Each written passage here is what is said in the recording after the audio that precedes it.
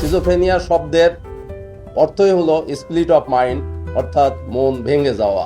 মনই হলো আমাদের চালিকা শক্তি।